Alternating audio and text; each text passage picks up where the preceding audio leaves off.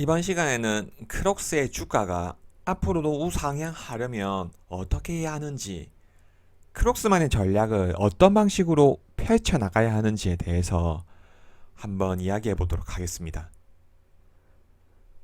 크록스가 단순한 폼레짐 크록을 가지고 연간 23억 달러, 3조가 넘는 매출을 기록하게 된 건 사실 오래된 일이 아닙니다.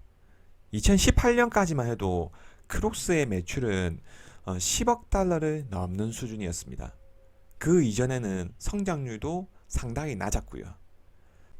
모든 변화는 이전 영상에서 말씀드렸듯이 CEO 앤드류 리스의 경영에서 나왔다고 생각합니다. 2014년 크록스에 합류한 뒤로 불필요한 매장 축소와 물류망 개선부터 시작해서 영업 마진을 개선시켜 나갔으며, 크록스에게 딱 맞는 색깔을 입혀 10대들로부터 시작해서 모든 세대의 사랑을 받는 브랜드로 성장시켰습니다. 그럼 앞으로 어떻게 크록스를 발전시켜 나갈지 개인적인 예상을 해보도록 하겠습니다. 크록스가 빠른 시간 내에 패션 아이템으로 자리 잡고 코로나 기간 중 큰 유행을 타게 된 건 크록스가 차지하고 있는 시장이 경쟁자가 없는 니치 마켓이기 때문입니다. 니치 마켓이나 누구나 하나쯤은 필요한 슬리퍼. 코로나 기간 중 큰 이동이 없이 가까이서 편하게 신을 수 있는 슬리퍼에 대한 수요가 늘어나면서 크록스가 주목받게 된 거죠. 이 편하게 대충 신는 슬리퍼에 패션을 입히면서 크록스가 패션 아이템으로 자리 잡게 된 겁니다. 사실 슬리퍼, 이 샌들 시장은 스포츠웨어 시장에 비해 시장 규모도 작고 1인당 여러 컬러를 사는 제품이 아니다 보니 글로벌 신발 브랜드들이 공을 들이는 시장이 아니었습니다. 그 틈새를 크록스가 공략한 거죠. 이 크록스는 과거에도 크록을 크게 유행시킨 경험이 있습니다. 우리도 크록스 신발이 뭔지는 과거부터 다 알고 있었습니다. 하지만 똑같은 신발이 여러 컬러에 필요한 게 아니다 보니 크록스는 다른 포트폴리오로 확장하는 과정에서 기존 크로그 제품의 판매 부진과 신상품에 대한 판매 부진 등이 겹치면서 여러 차례 어려운 시기를 보냈었죠. 이제 다시 기회가 찾아왔고 크록스는 크로그 외에 샌들 제품에 집중 육성하고 있습니다. 이 회사는 샌들 매출을 4배 이상 증가시켜서 12억 달러 이상을 달성하겠다고 합니다.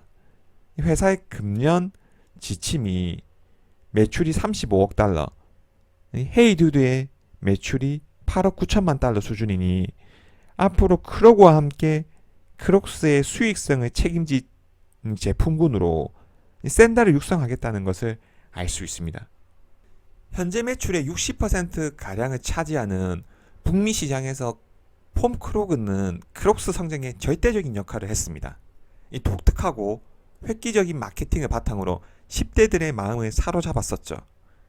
이 현재도 크록스에 대한 이미지가 굉장히 좋기 때문에 고객 1인당 매출을 늘릴 수 있는 좋은 기회입니다.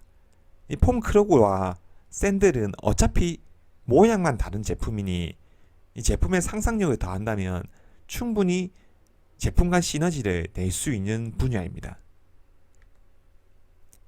그리고 헤이두드를 인수해서 캐주얼 슈즈 부문으로 포트폴리오를 확장했습니다. 저는 헤이두드 인수는 시기도 좋았고 선택도 좋았다고 생각합니다. 이 헤이두드 브랜드 자체도 잘 성장하고 있고 무엇보다도 포트폴리오를 잘 짰다고 생각합니다. 이 크록스의 크로그와 샌들 시장은 스포츠 브랜드에 비하면 상당히 작은 시장입니다. 이 크록스의 숙명은 새로운 제품군을 추가해 나가면서 매출을 성장시켜 글로벌 신발 브랜드와 경쟁을 해야 합니다. 그러기 위해서는 새로운 제품군을 확장해 나가면서 기존의 제품군의 쇠퇴기 사이클에 대비해야 하는 거죠. 스포츠웨어 시장은 전 세계적으로 엄청난 시장이고 여기서 먹히면 글로벌로 성공할 수 있는 시장이지만 그만큼 경쟁도 치열합니다. 나이키, 아디다스, 뉴발란스, 푸마, 리복 등 우리가 아는 브랜드만도 수두룩하고 모두 글로벌 시장을 상대로 마케팅에도 엄청난 비용을 쏟아붓죠. 헤이듀드를 인수한 데는 CEO 앤드류 리스의 결정이 큰 역할을 했을 겁니다. 앤드류 리스는 과거 리복 인터내셔널의 전략 기획 및 리테일 부사장을 거치면서 스포츠웨어 시장이 얼마나 경쟁이 치열하고 나이키나 아디다스의 글로벌 브랜드와 싸우는 게 얼마나 피곤한 일인지 잘 알고 있었을 겁니다. 그리고 LEK 컨설팅 전무이사로 크록스에 대해서 컨설팅을 하면서 스포츠웨어 시장보다는 마케팅에 강점을 가질 수 있는 새로운 전략에 대해 구상을 했을 겁니다.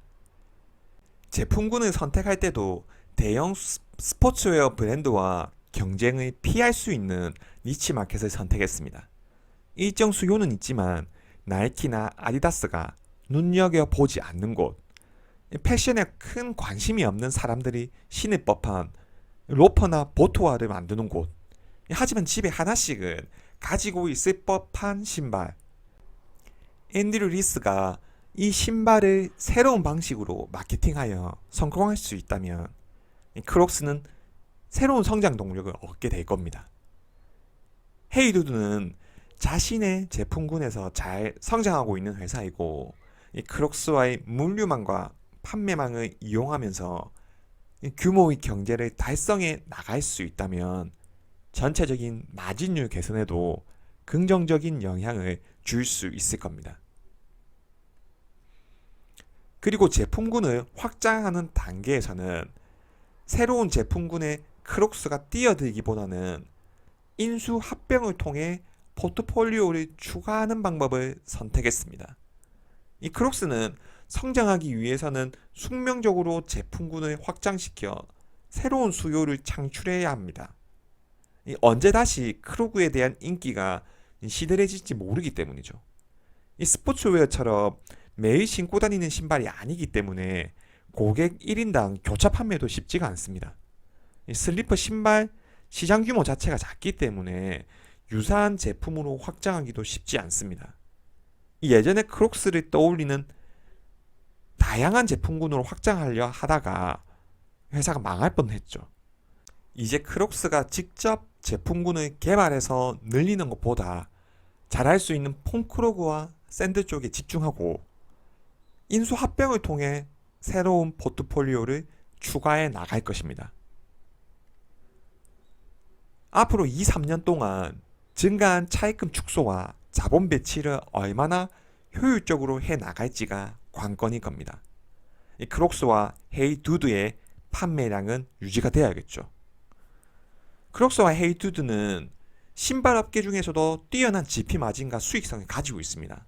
만약 판매량이 크게 꺾이지 않고 회사의 가이던스대로 제품을 판매할 수 있다면 총 부채와 조정 에비타의 비율이 2배 미만이 될 때까지 디레버리징을 통해 차입금을 꾸준히 줄여나가겠다고 했습니다.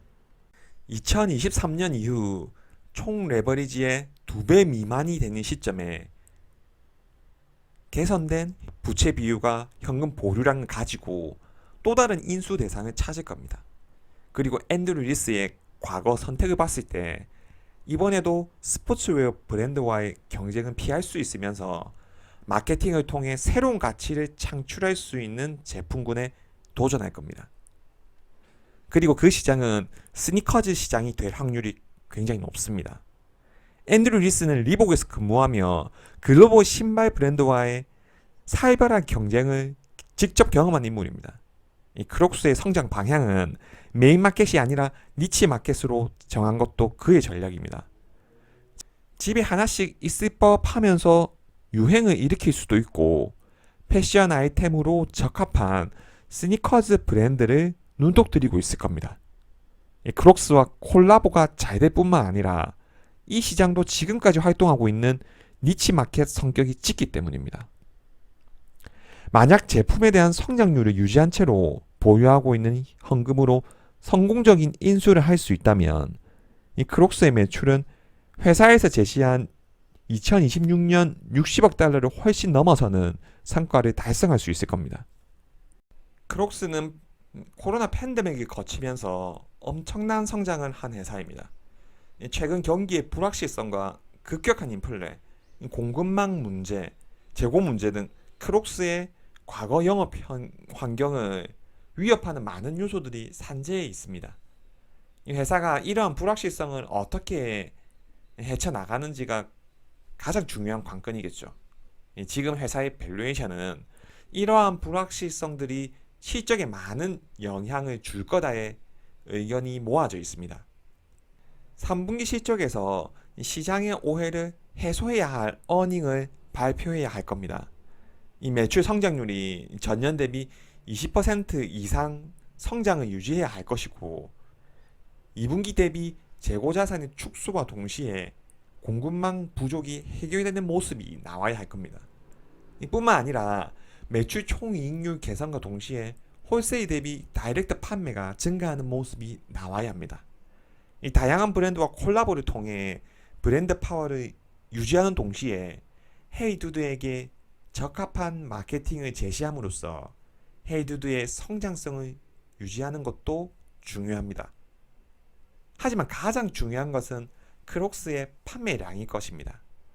이 크로그에 대한 성장을 유지한 상황에서 샌들 제품군에 대한 확대와 독특한 마케팅을 통해 크록스에 대한 추가적인 수요를 창출해 나가야 할 겁니다.